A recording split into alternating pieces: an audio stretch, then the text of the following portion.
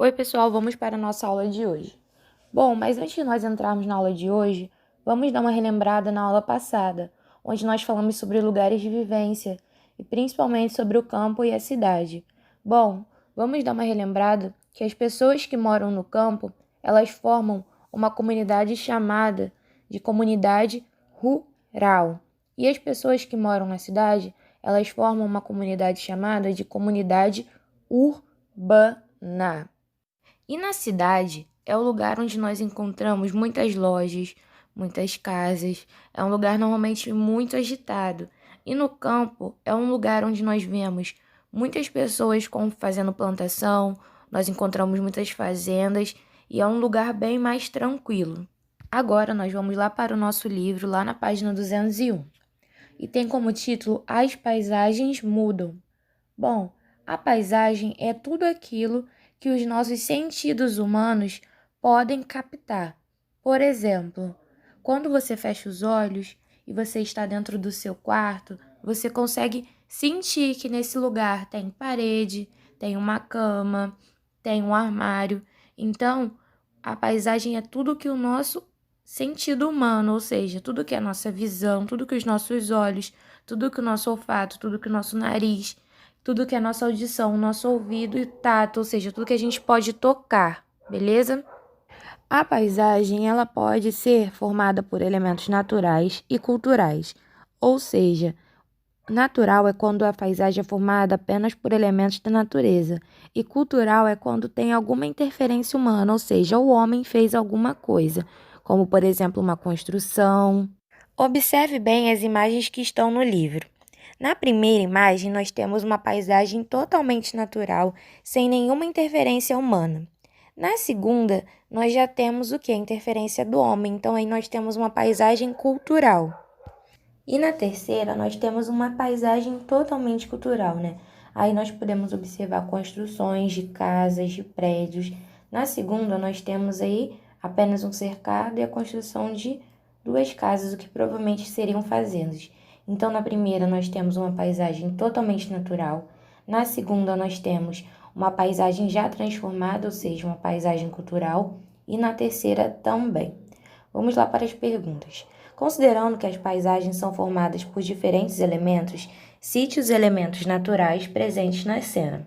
Bom, os elementos naturais, ou seja, os elementos da natureza, nós encontramos as árvores, os céus, os morros ao fundo. Próxima pergunta. Considerando que as paisagens são formadas por diferentes elementos, cite os elementos culturais, ou seja, as construções dos homens presentes nas cenas.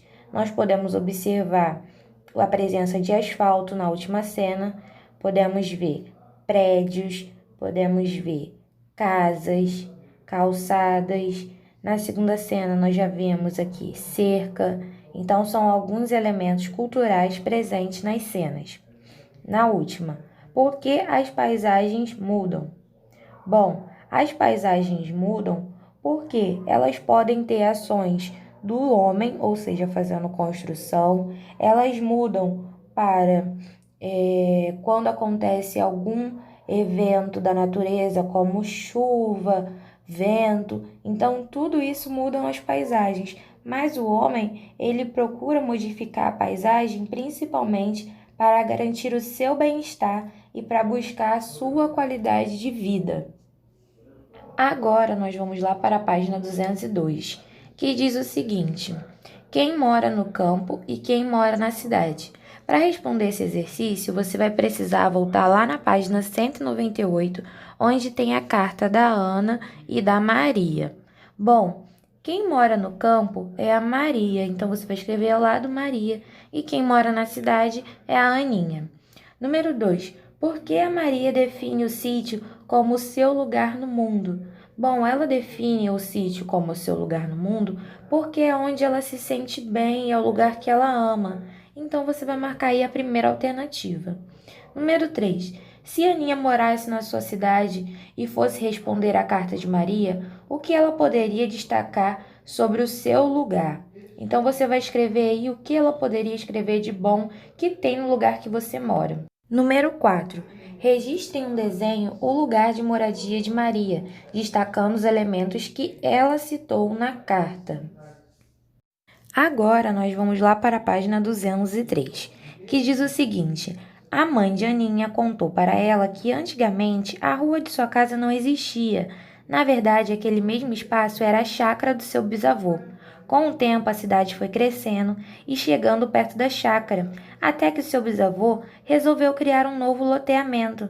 Hoje, no mesmo espaço que antes era rural, há um bairro com diferentes elementos urbanos.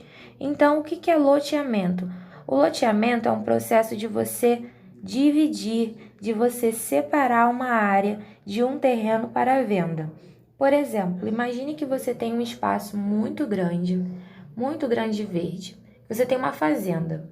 E essa sua fazenda é muito grande. Só que um belo dia você decide que você quer vender uma parte desse terreno. Então você vai fazer o quê? Você vai lotear esse terreno, ou seja, você vai dividir esse terreno para você conseguir vender. Número 5. Observe a imagem deste lugar em diferentes datas. Então, nós podemos ver aí a fazenda, né, a chácara do avô, da Aninha. Depois, como ficou, depois que ele foi fazendo o loteamento e ele foi vendendo partes do terreno, até que virou uma cidade, né? Então, a área que era rural virou uma área totalmente urbana. Então, marque um X nos elementos que foram construídos pelas pessoas, na imagem 2. Então, você vai marcar um X aí nos elementos que foram construídos, beleza? Agora, nós vamos lá para a página 33 do livro Net Saber. Observe as imagens. As paisagens são diferentes. Escreva nos quadros abaixo a diferença que você encontrou. Bom, nós podemos ver que a imagem 1 é a imagem de uma cidade e na imagem 2 é a imagem de um campo. Então, você vai escrever aí o que você viu de diferente dentre esses dois ambientes.